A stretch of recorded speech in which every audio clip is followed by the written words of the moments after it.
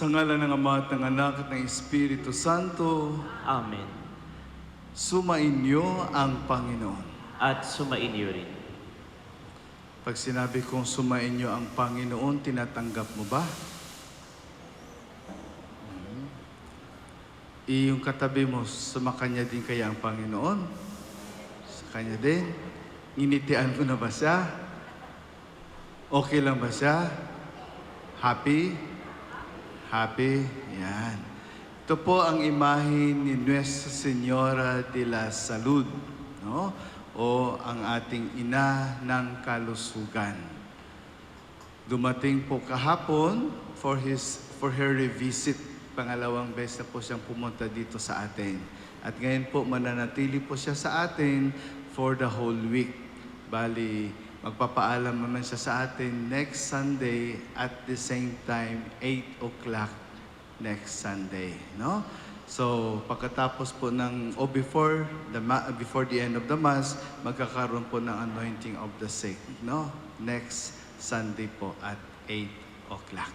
At sa araw na ito, mga kapatid ko kay Kristo, tayo po inaanyayahan ng ating Panginoon na suriin ang sarili natin at tingnan mabuti. Mayroon ba tayong tunay na malasakit sa ating kapwa?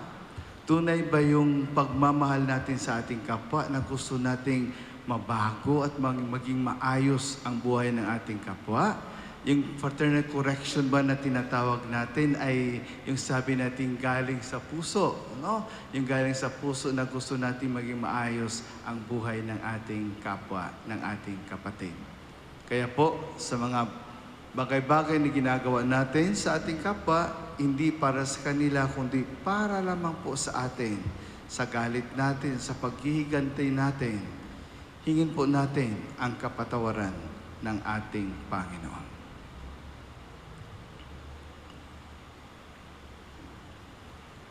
Inaamin ko sa makapangyarihang Diyos at sa inyo mga kapatid, na lubha akong nagkasala sa isip, sa salita at sa gawa, at sa aking pagkukulang.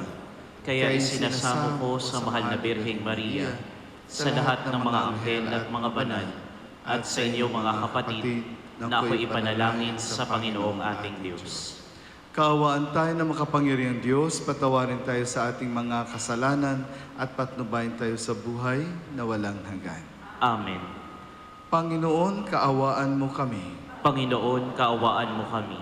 Kristo, kaawaan mo kami. Kristo, kaawaan mo kami. Panginoon, kaawaan mo kami. Panginoon, kaawaan mo kami. Gloria in excelsis Deo.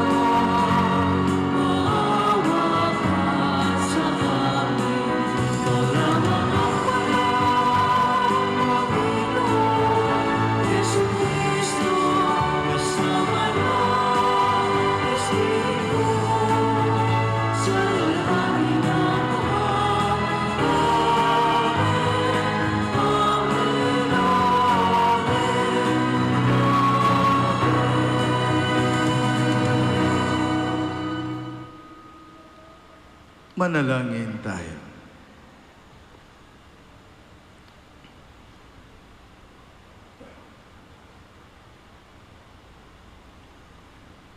Ama naming makapangyarihan, kami mga tinubos mo at kinupkop ay tunghayan mo ngayon sa iyong kagandahang loob, upang sa pagsampalataya sa anak mong si Kristo, makamtan ang kalayaan at pamana sa piling mo.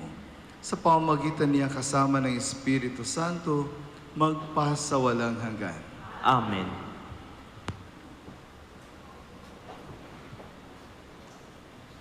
Hinirang ng Diyos si Ezekiel bilang propeta at tanod upang himukin ang mga Israelita na magbalik loob at magbagong buhay. Pagbasa mula sa aklat ni Propeta Ezekiel. Ito ang sinasabi ng Panginoon. Ikaw, tao, ang ginagawa kong bantay ng Israel. Ano mang marinig mo sa akin, ay sabihin mo sa kanila bilang babala. Kapag sinabi ko sa taong masama na siya'y mamamatay, at di mo ito ipinaaabot sa kanya upang makapagbagong buhay, mamamatay nga siya sa kanyang kasamaan. Ngunit, pananagutan mo ang kanyang kamatayan. Ngunit kapag binalaan mo ang masama, gayon may hindi rin nagbagong buhay, mamamatay siyang makasalanan, ngunit wala kang dapat panagutan. Ang salita ng Diyos. Salamat sa Diyos. Panginooy inyong dinggin, huwag niyo siyang salungatin. Panginooy inyong dinggin, huwag niyo siyang salungatin. Tayo ay lumapit sa ating Panginoon. Siya ay awitan, ating papurihan. Ang batong kublihan natin at kalakasan. Tayo ay lumapit sa kanyang harapan na may pasalamat. Siya ay purihin ng mga awiting may tuwa at galak. Panginooy inyong dinggin, huwag niyo siyang salungatin.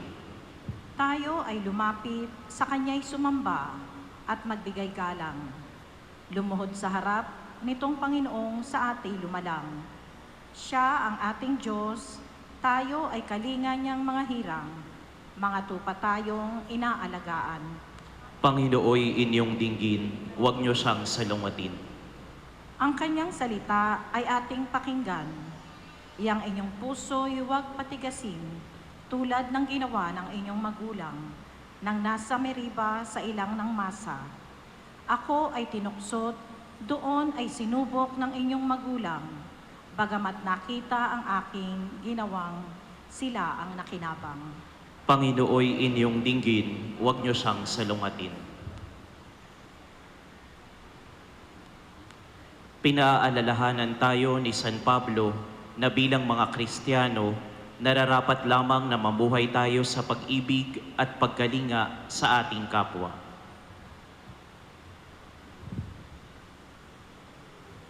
Pagbasa mula sa sulat ni San Pablo, Apostol, sa mga taga-Roma. Mga kapatid, huwag kayong magkaroon ng sagutin kanino man, liban sa saguting tayo'y mag-ibigan, sapagkat ang umiibig sa kapwa ay nakatutupad sa kautusan. Ang mga utos gaya ng huwag kang mangangalunya, huwag kang papatay, huwag kang magnanakaw, huwag kang mag-iimbot. At ang alinmang utos na tulad ng mga ito ay nabubuo sa ganitong pangungusap. Ibigin mo ang iyong kapwa gaya ng iyong sarili. Ang umiibig ay hindi gumagawa ng masama kanino man, kaya't ang pag-ibig ang kabuuan ng kautusan. Ang salita ng Diyos. Salamat sa Diyos.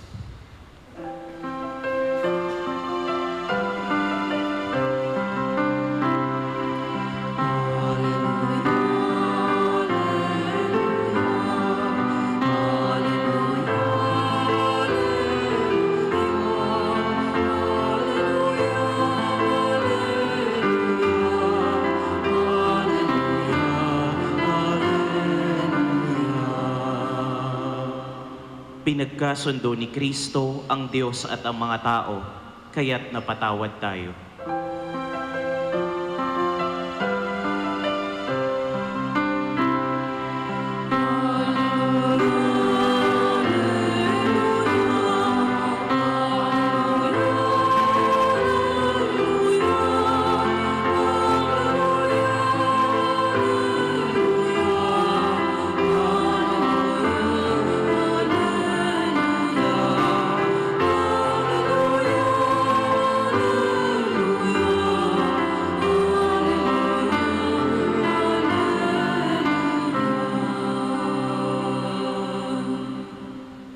Sumainyo ang Panginoon.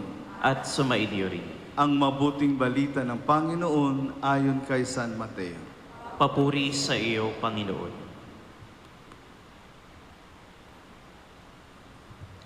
Noong panahong iyon, sinabi ni Jesus sa kanyang mga alagad, "Kung magkasala sa iyo ang kapatid mo, puntahan mo siya at kausapin ng sarilinan. Kapag nakinig siya sa iyo, ang pagsasama ninyong magkapatid ay napapanauli mo sa dati at napapanumbalik mo siya sa Ama. Ngunit, kung hindi siya makinig sa iyo, magsama ka pa ng isa o dalawang tao upang ang lahat ng pinag-usapan ninyo ay mapatunayan ng 2 o 3 saksi.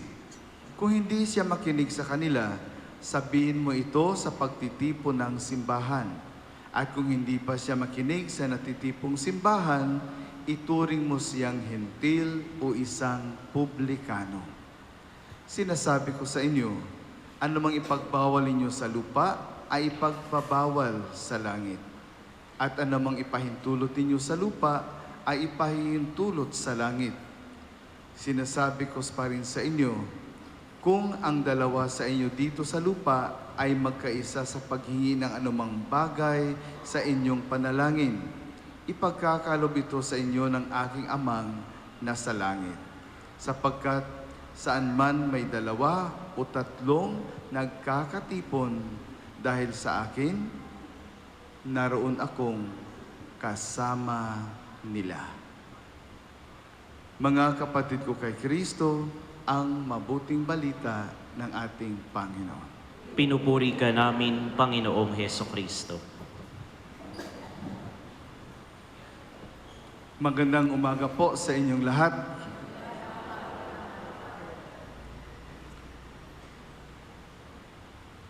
Sa pagtahak natin sa araw-araw na buhay, sa pagharap natin sa bawat hamon ng ating buhay, kuminsan pag feeling nating nag-iisa lang tayo, parang napakabigat ng buhay.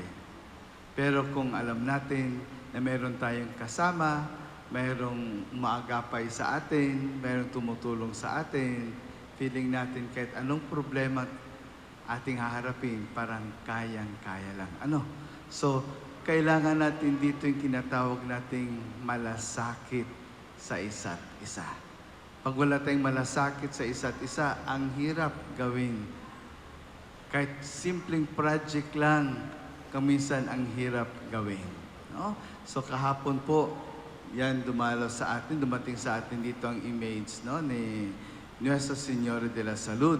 At si Father Robin, si Father Obeng, kanya pong pinuri ang ating pagkakaisa dito sa ating parokya. No? Nasabi niya na pag mayroong pagkakaisa at mayroong malasakit ang bawat isa, napakadali lang po ng mga event na ginagawa natin sa ating simbahan. Tamang naman po talaga, no? Pag mayroon tayong malasakit sa isa't isa, iniisip natin ba na minsan hindi na kailangang tawagin pa yung tao, kusang loob talagang nagbibigay at tumutulong. Di po ba? Kung minsan kasi nakakahiya na lagi na lang nang hihingi. Pero yun talaga tayo, Diyan tayo nabubuhay sa simbahan. Kailangan talaga natin laging tumulong at tumulong. Simbahan tayo, mayroong may kaya, mayroong walang kaya, mayroong nangangailangan, mayroong pwede namang tumulong. Yan po ang malasakit natin sa ating simbahan, ang malasakit natin sa isa't isa. When I was working in Brazil as a missionary, doon po gusto nila yung mga foreign music, no? So yung mga English na sa atin dito ay minamaniman natin, no? Medyo easy-easy lang tayong kumanta dito ng English.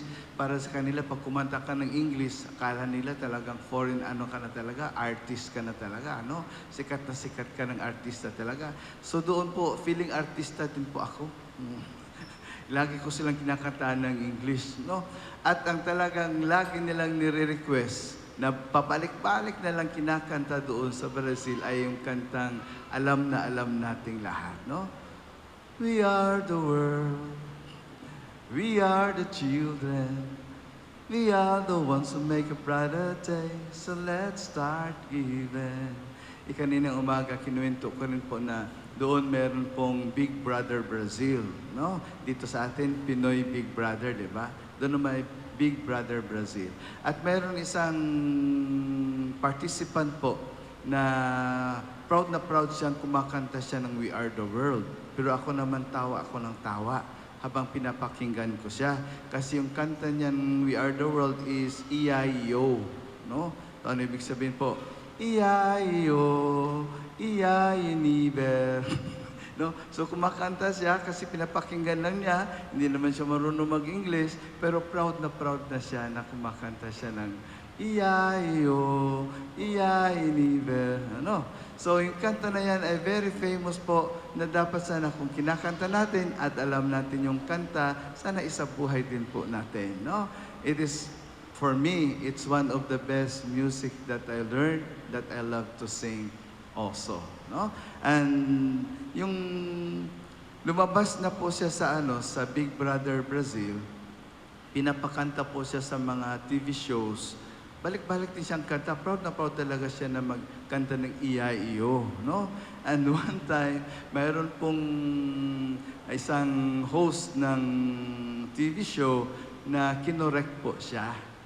Sabi sa kanya don't be proud of what you are singing dahil pinagtatawanan ka ng tao, dahil mali iyang kinakanta mo. So talagang napahiya siya. Napahiya siya. In front of the public, dahil public ang pag-correct sa kanya In one TV show, kinorek po siya. So, hiyang-hiya talaga siya. So, ang isip naman natin ngayon, ano ba yung pag-correct sa tao na iyon? Is with malasakit ba? Or dahil gusto nilang pagtawanan pa siya? No? So, merong question dyan no? Merong mga pag-iisipan dyan. Kinorek siya? Yes. Maganda na kinorek siya para hindi na niya pagpatuloy yung kamalian ginagawa niya. No? Pero the way she was being corrected in front of the TV camera, na nanonood ang mga tao na pinagtatawanan siya, that was another story also. No?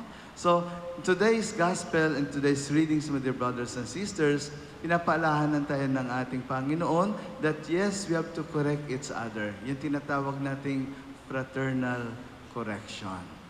Pero, first point ko po dito is, pag nagko-correct tayo, kadalasan kasi, yung moment na galit tayo, di ba? A lot of times, kinokorek natin ang ating kapwa dahil galit tayo. Bihira lang tayo nagkukorek dahil nagmamahal tayo. No? It's not out of love many times, but it's because of anger. Dahil galit tayo sa tao, kinokorek natin yung tao. At times, kinokorek natin yung tao, not because mayroon tayong malasakit sa tao, ngunit dahil gusto nating gumanti. No? Nagkasala sa atin yung tao, kaya gusto nating gumanti. Kaya yun, kadalasan po yung correction natin, hindi siya natatanggap ng maayos dahil hindi siya ginagawa din po ng maayos. So dapat pag nagkukorek tayo, it must be because of love. Ng pagmamahal. Na dahil nagkasala siya, kailangan i-correct siya. Not because naghihiganti tayo. Ibang sinasabing, pinahirapan mo ako, pahihirapan din kita. No? Pinahiya mo ako, ipapahiya din kita. Kahit sa loob po ng ating bahay, kadalasan mga kapatid ko Kristo, wala na tayong tinatawag nating dialogue. Di ba? Wala na tayong dialogue dahil galit-galit na tayo. sigaw ang isa, sigaw din ang isa. Walang nagkakaunawaan dahil wala nang nakikinig. In a dialogue, there must be one who is speaking and the other one should be listening. No? Kaso lang lahat tayo gusto nating magsalita. Nobody wants to listen. Lahat na tayo gusto nating magsalita. So hindi tayo nagkakaunawaan. Kaya yan ang hirap. No? Sa pamilya nga, di ba, nangyayari ko minsan, si nanay nagsalita, sigaw na sigaw si nanay, sigaw din na sigaw si tatay. Hindi sila nakikinig sa isa't isa. Sino nakikinig? Kapitbahay. Nagsisigawan si nanay, si tatay, nakikinig ang kapitbahay. Walang dialogue. Kaya nga, may mga giyerang nangyayari because of lack of dialogue. No? Lack of dialogue. At nangyayari kadalasan mga kapatid ko kay Kristo, yung sinasabi natin lagi no, na yung dialogue ay kulang na kulang sa atin. No? Kulang na kulang tayo ng dialogue. Why? Because many times we correct each other because of anger. Pangalawa po, second point, na very common din po ito. Napakahirap pong i-correct ang isang tao at hindi maganda mag-correct ang isang tao kung ang lagi lamang pong iniisip natin ay ang ating yabang, ang ating pride. Kahit gaano pa kaganda ang pag-correct ng isang tao sa atin, kung napakataas ng pride natin, talagang hindi maaayos ang lahat. No? Sa pamilya, ganyan din, ano bang tawag doon? Patayugan ng ihi? Yun ba yun? Ang tawag doon? Ha? Patayugan. Pataasan ng ihi. Pataasan ng ihi. No? Everybody wants to say na akong mas magaling, akong mas maayos, no? Ako ang may karapatang mag-correct, hindi kayo. No? So yung pride na pinapairal natin mga kapatid ko kay Kristo, diyan nagkalabo-labo ng lahat at diyan lalong lumalaki ang gusot dahil sa yabang natin. Nobody wants to give a chance to another. No? Yung sabi natin lagi ba na ako. Kayo, wala. Ako lang. No?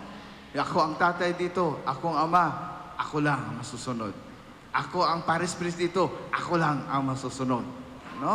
Ako lang gwapo dito. Wala nang iba, walang kukontra. Ganun na lang lagi, no? So yung pride na pinapairal natin mga kapatid ko kay Kristo, yan ang sumisira sa ating lahat. Kailangan meron tayong kababaang loob. Dahil ang pride nga yan, tinatawag nating the root of all evil. No? Yung yabang natin, that is the root of all evil. There's no chance for you to be corrected. No chance for you to change your life for the better. Dahil yung yabang na sinasabi ay parang sinasabi natin sarili natin, I don't need a change in my life. I am already made. Yung bang sinasabi natin, gawa na ako. Ano? Wala nang kulang sa akin. No? Kaya, huwag niyo akong turuan. Ako na lang ang tuturo sa inyo. No? So, yabang. Anong mangyayari? Bagsak. Napakataas ng tingin natin sa sarili natin. Napakataas din ang bagsak natin. Kaya, mas masakit ang bagsak po natin. No? So, huwag nating pairalin ang yabang. Pairalin natin ang kababaang loob. Dahil pag mayroon tayong kababaang loob, mas lalo pa tayong nabibless ng ating Panginoon. No? Lalo tayong nabibless ng ating Panginoon. Pangatlo po, in correcting somebody or be corrected, there is always that effect also of repentance. No?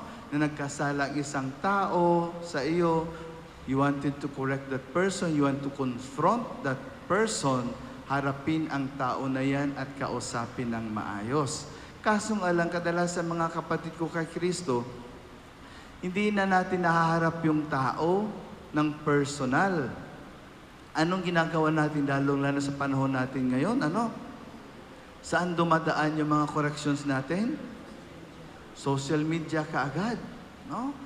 Yung natawa nga ako, kuminsan may mga taong nagpo-post, tapos may nagko-comment, hindi alam na nagko-comment siya pala ang pinaparinggan. No? Oh, yun bang ang dami mga comments ganon, nagko-comment din siya doon, yun pala siya ang tinitira ng comment na yun. Wala man lang siyang kaalam-alam. No? So paano magre-repent ang tao na yan? Paano magsisisi ang tao na yan? Paano tatanggapin ng tao na yan ang kanyang pagkakamali, ang kanyang pagkakasala? Na hinusgahan na siya ng buong mundo.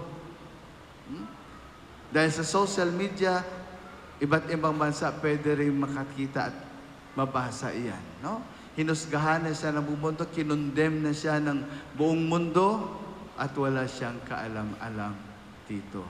So paano magkaroon ng repentance? And in repentance also sa pagsisisi o sa mga kapatid ko kay Kristo, what is a sign of being repented? Paano ba nating malalaman na nagrepent na yung tao? Dahil umiiyak siya? Yung pag-iyak ba ng isang tao, ibig sabihin nun ay nagsisisi na siya dahil umiiyak siya. Minsan hindi o kadalasan hindi. Umiiyak yung tao kung minsan sobrang galit. No? Pag sobrang galit ng tao, kung minsan umiiyak yung tao.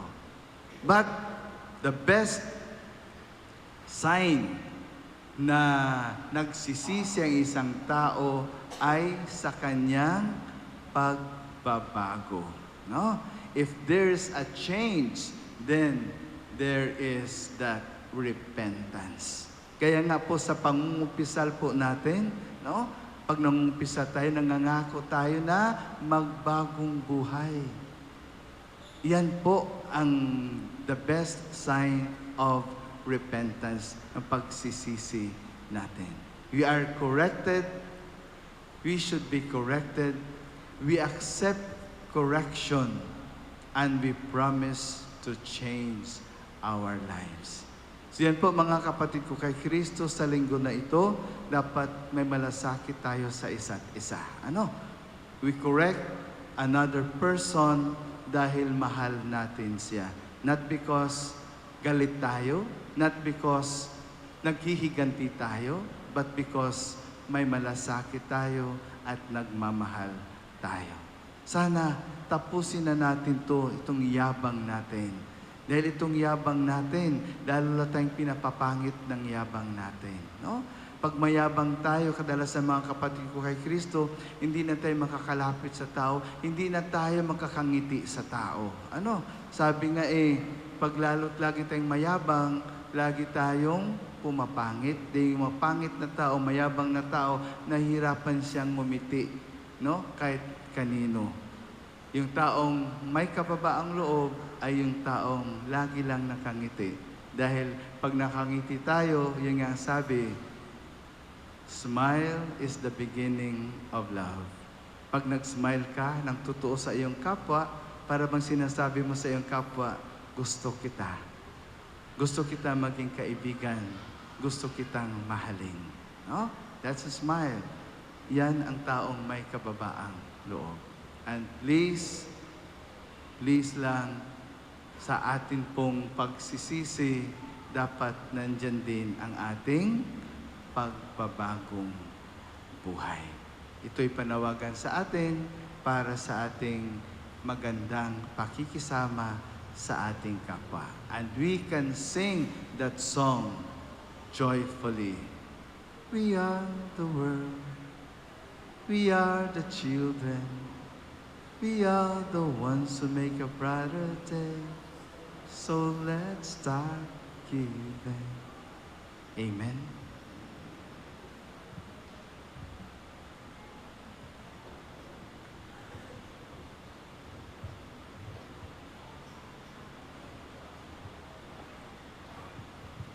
Magsitayo po ang lahat.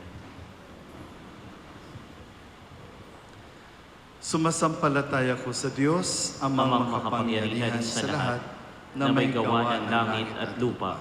Sumasampalataya ako kay Jesucristo, iisang anak ng Diyos, Panginoon nating lahat, nagkatawang tao sa lalang ng Espiritu Santo, ipinanganak ni Santa Mariang Birhen, ipinagpakasakit ni Poncio Pilato, ipinako sa krus na matay inilibing, nanaok sa kinaroroonan ng mga yumao, nang may ikatlong araw na buhay na magmuli, umakyat sa langit, naluluklok sa kanan ng Diyos amang makapangyarihan sa lahat.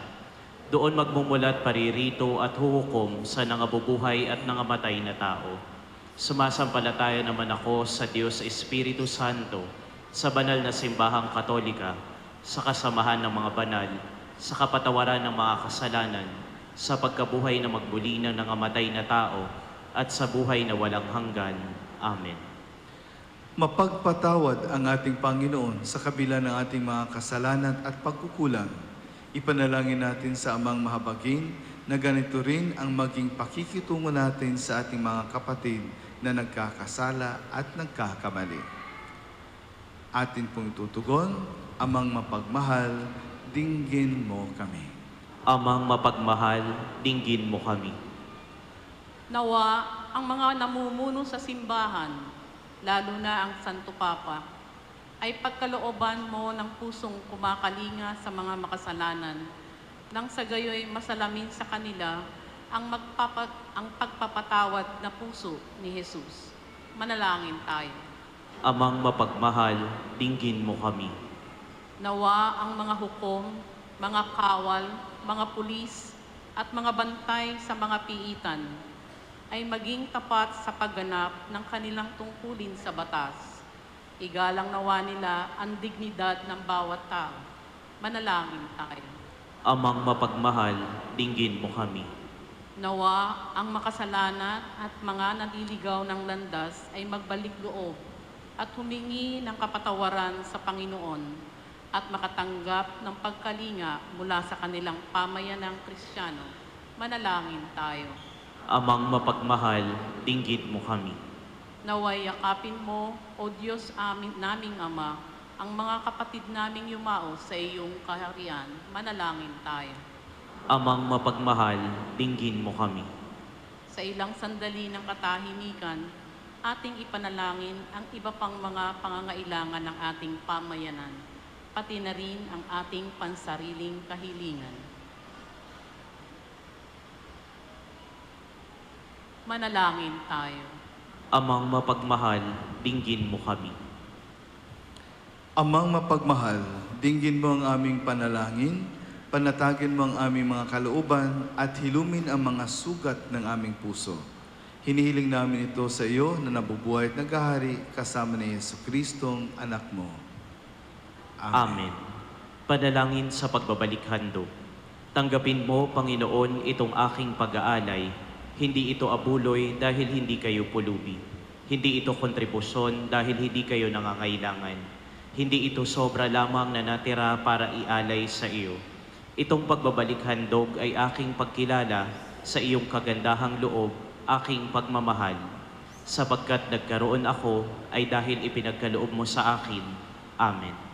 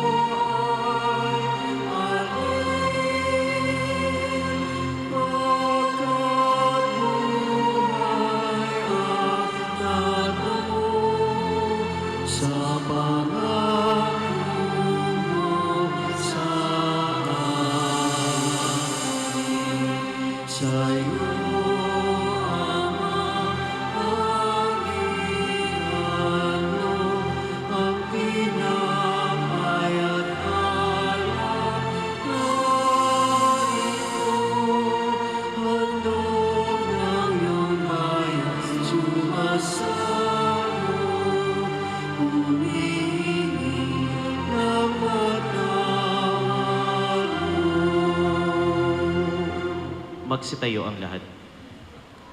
Manalangin kay mga kapatid upang itong ating paghahain ay kalugdan ng Diyos, Amang makapangyarihan. Tanggapin nawa ng Panginoon itong paghahain sa iyong mga kamay sa kapurihan niya at karangalan sa ating kapakinabangan at sa buong sambayanan niyang banal. Ama naming lumikha, Ikaw ang gumagawa ng wagas na katapatan at kapayapaan. Ipagkaloob mong ang iyong kadakilaan ay aming handugan ng iyong minarapat na aming maialay. At naway magkaisa kami sa pakikinabang sa banal na paghahain ngayon ipinagdiriwang. Sa pamamagitan ni Jesucristo kasama ng Espiritu Santo, magpasa walang hanggan. Amen. Sumainyo ang Panginoon. At sumainyo rin. Itaas sa Diyos ang inyong puso at diwa. Itinaas na namin sa Panginoon. Pasalamatan natin ang Panginoong ating Diyos. Marapat na siya'y pasalamatan. Ama naming makapangyarihan, tunay ngang marapat na Ikaw ay aming pasalamatan. Ang iyong mga supling na nagtaksil ay nagbabalik ngayon sa iyong pagiliw. Bunga ng malasakit ng anak mong masunurin at ng Espiritong bigay upang lahat ay kupkupin. Kami mga tinubos ng anak mong mahal ay nilobong magtipon at magkapisan upang magsalo sa masaganang hapag ng buhay. Kaysa ng anak mo at ng Espiritu Santo, ang iyong sambayan ay nagpupuri sa iyo. Nagkakapisan ngayon ang bumubuo sa katawan ni Kristo, nagkakatipon ngayon ang pinanahanan ng iyong Espiritu. Kaya kaysa ng mga anghel na nagsisiawit ng papuri sa iyo nang walang humpay sa kalangitan, kami nagbubunyi sa iyong kadakilaan.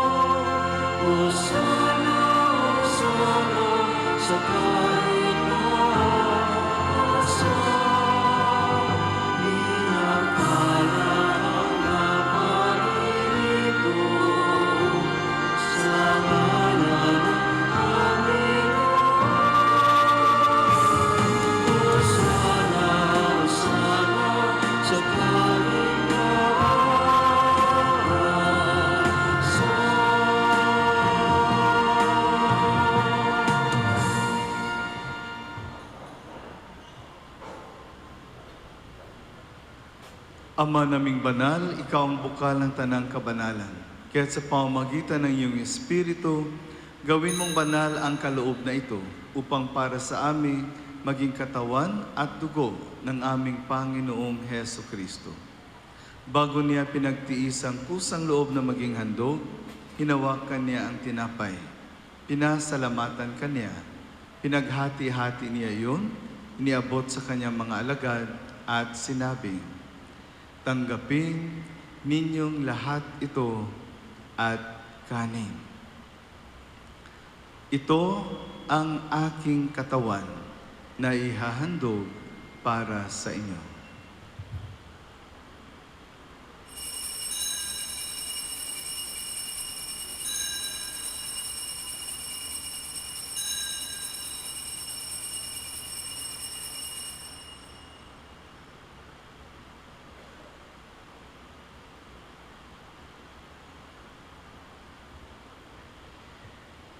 Gayon din naman, noong matapos ang hapunan, hinawakan niya ang kalis, muli kanyang pinasalamatan.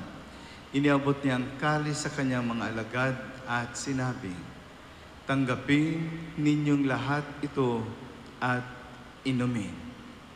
Ito ang kalis ng aking dugo, ng bago at walang hanggang tipan. Ang aking dugo na ibubuhos para sa inyo at para sa lahat sa ikapagpapatawad ng mga kasalanan. Gawin ninyo ito sa pag-alaala sa akin.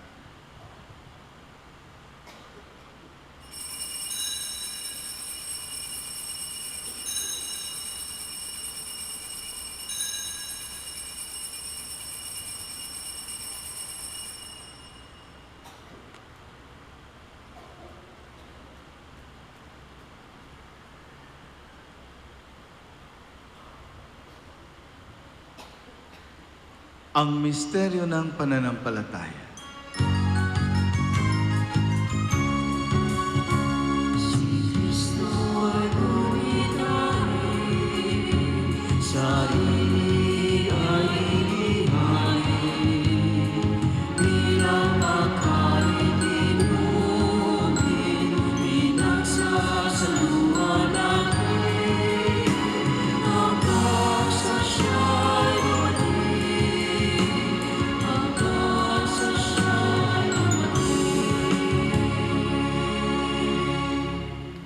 Ama, ginagawa namin ang pag-alala sa pagkamatay at muling pagkabuhay ng iyong anak.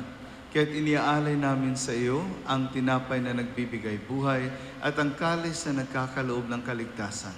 Kami nagpapasalamat dahil kami minarapat na tumayo sa harap mo para maglingkod sa iyo. Isinasamo namin kaming magsasalo-salo sa katawan at dugo ni Kristo ay mabuklod sa pagkakaisa sa pamamagitan ng Espiritu Santo. Ama, lingapin mo ang iyong simbahang laganap sa buong daigdig. Puspusin mo kami sa pag-ibig kaisa ni Francisco na aming Papa at ni Jose naming Obispo at ng Tanang Kaparian. Alalahanin mo rin ang mga kapatid naming nahimlay na may pag-asang sila'y muling mabubuhay. Gayon din ang lahat ng mga pumanaw. Kaawaan mo sila at patuloyin sa iyong kaliwanagan. Kaawaan mo at pagindapatin kaming lahat na makasalo sa iyong buhay na walang wakas. Kaisa ng mahal na Birheng Maria na ina ng Diyos at nakabiyak ng puso niyang si San Jose. Kaisa ng mga apostol at ng lahat ng mga banal, lalong-lalo na po San Nicolas of Tolentino, na namuhay dito sa daigdig ng kalugod-lugod sa iyo. May pagdiwang nawa namin ang pagpupuri sa ikararangal mo sa pamamagitan ng iyong anak na aming Panginoong Heso Kristo. Sa pamamagitan ni Kristo, kasama niya at sa Kanya,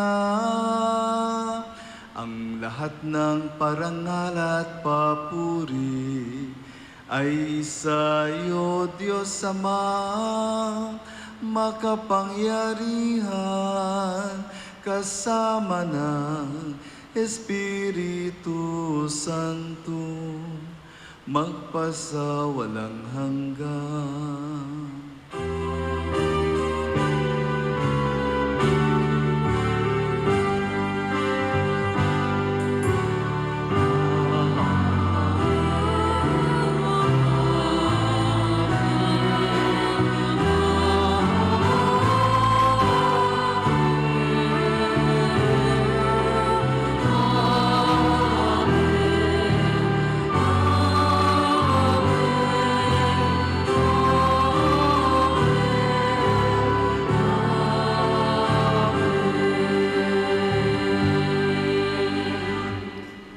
Magsitayo po ang lahat.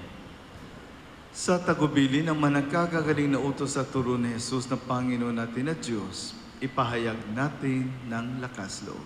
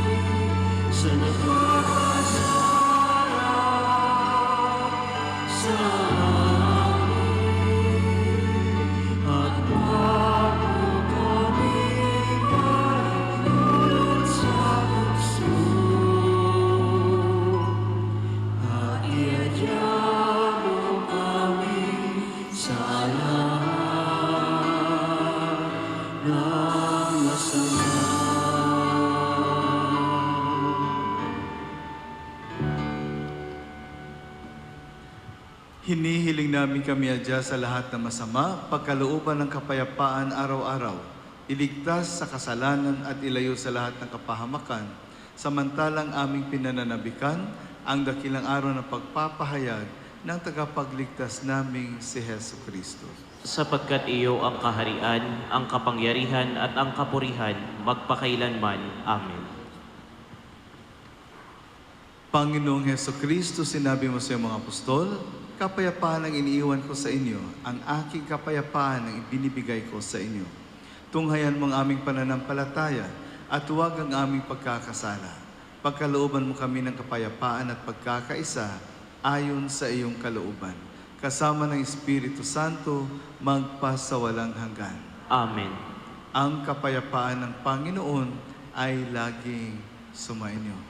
At sa inyo rin. Mga kapatid, yung tunay at totoo na galing sa puso, magbigayan tayo ng kapayapaan sa isa't isa.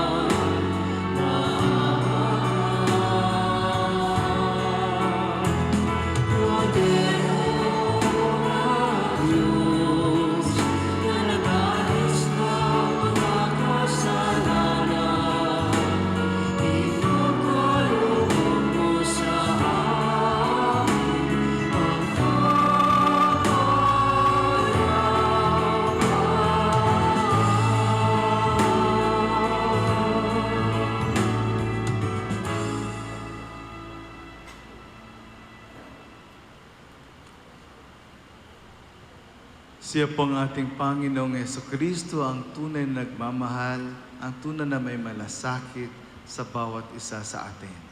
Siya po ang Kordero ng Diyos na nag-aalis sa mga kasalanan ng sanlibutan. Mapapalad tayong inaanyayahan sa kanyang banal na piging. Panginoon, hindi ako nararapat na magpatuloy sa iyo, ngunit sa isang salita mo lamang ay gagaling na ako.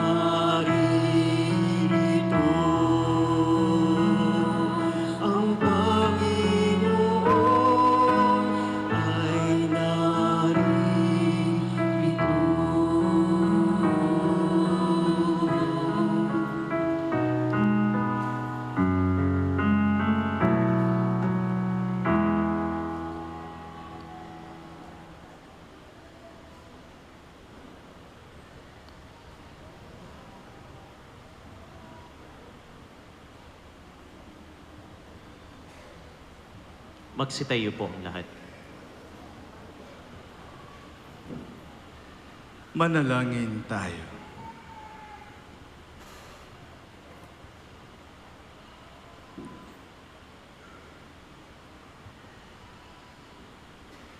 Ama naming mapagmahal, kaming pinapagsalo mo sa iyong salita at piging na banal, ay iyong pinalalakas at iyong binubuhay. Pagindapatin mong kami makapakinabang sa buhay ng iyong anak na para sa amin, sarili niya ang alay bilang aming tagapamagitan, kasama ng Espiritu Santo, magpasawalang hanggan. Amen. Magsiupo muna po ang lahat para po sa ilang paalala. Patuloy at hindi po tayo manawagan para sa ating programa. Tulong tayo maging kamay ni Kristo para kay Kristo, kung saan ang lahat ay hinihikayat na mag-alay sa ating mga banal na misa ng mga canned goods, noodles, kape, asukal, bigas o iba pa o kaya ay cash assistance. Maaari rin po ninyo itong dalhin sa ating opisina. Layunin ng programang ito na tayo ay patuloy na makatulong sa mga kapatid nating nangangailangan. Ang Secular Augustinian Recollect Fraternity ay meron pa rin fundraising kung saan ating mabibili ang imahe o ang pinasadyang imahe ng ating mahal na ina, Birhen ng Kapayapaan at mabuting paglalakbay ng Tondo. At ulitin ko po yung paalala ni Padre kanina sa ang pagbisita po ng ating mahal na ina, Birhen ng Salud, ang kanyang pilgrim image ay mananatili po sa atin hanggang sa susunod na linggo. Sa September 17, araw ng linggo, sama-sama po tayo magkakaroon ng misa pagpapagaling o healing mass sa alas 8 ng umaga. Sa ganitong oras din po ng umaga. Tayo po ay magsiluhod at tayo ay manalangin para sa ating ina, Birhen ng Salud.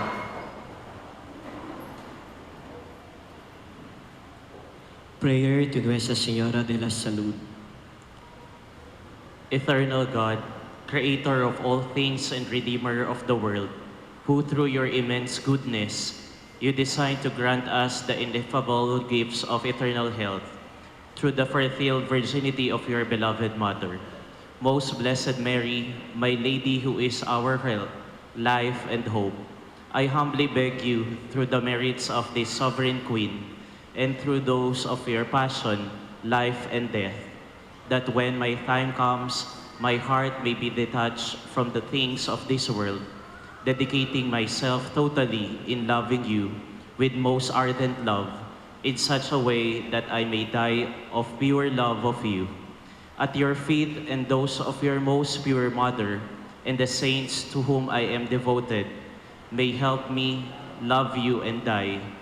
However, if you wish me to remain still in this valley of misery, I beg you, Lord, that you help me walk through the paths of your chosen ones by following your examples and imitating the virtues of your most holy Mother, so that I may merit to see you as the saints in heaven see you.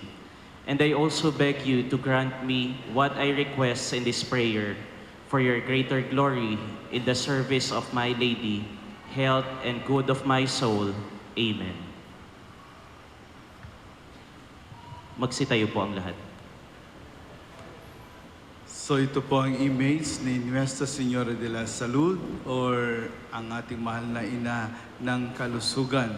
Very timely po ang pagbisita po niya dito sa atin dahil ang dami po mga barangays natin nagre-request ng misa at prosesyon, blessing every corners of their barangays dahil ang dami daw nagkakasakit, ang daming namamatay. No? So very time na pagbisita niya dito sa atin dahil very maliit lang po, pitit, no? Ang ating imahe na ito, pero it is considered also as the miraculous image of Nuestra Señora de la Salud na dumating po dito sa Pilipinas, dala-dala po ng mga pari namin, Augustinian Recollects ng 1634. Galing po ng Mexico. Isa pong imahen na binigay po as gift ng Discalced Carmelite nuns para sa mga missionaries na Recoletos na pumunta po dito sa Pilipinas. No? So 1634 po dumating yung image dito sa Pilipinas at hanggang ngayon po intact pa po ang image na yon. Nandun po sa aming provincialate sa San Nicolas de Tolentino Parish in Quezon City. Ito po ang image na ito, hindi po ito ang original na dumating dito ng 1634. Pero ito po ang official or national pilgrim image ng ating mahal na ina ng kalusugan. So itong image na ito yung umiikot sa Pilipinas kung saan po siya iniimbita na pumunta. No? At dito siya ngayon sa atin, magstay dito sa atin for 1 week. No? Sa next Sunday at 8 o'clock in the morning, susunduin na po siya dito dahil pupunta po siya sa Intramuros, doon sa St. Augustine Church ng Intramuros. Ito siya po ay galing ng Cathedral of Cubao yesterday, no? Bumalik doon sa Quezon City tapos pumunta po dito, dinala po dito sa atin, ano? So, Nuestra Señora de la Salud, ang ating mahal na ina ng kalusugan. Amen. Sumainyo ang Panginoon. At sumainyo rin. Magsiyo kayo habang ginagawad ang pagbabasbas. Ilayo nawa kayo sa lahat ng makapipinsala at pagpalain nawa kayo ng bawat mabuti at ganap na kaloob ng Diyos, ngayon at magpasawalang hanggan. Amen. Pamalagi nawa niyang nananahan ng kanyang salita sa inyong kalooban at puspusin nawa niya kayo ng kaligayahang walang hanggan. Amen. Patnubayan nawa kayo ng Diyos sa pagtahak sa kanyang landas upang lagi ninyong mabatid kung ano ang tama at marapat, samantalang kayo ay naglalakbay patungo sa kalangitang kanyang pamana, magpasawalang hanggan. Amen. At pagpalain kayo ng makapangyarihan Diyos, Ama at Anak at Espiritu Santo. Amen. Humayo kayong taglay ang kapayapaan ni Kristo. Salamat sa Diyos.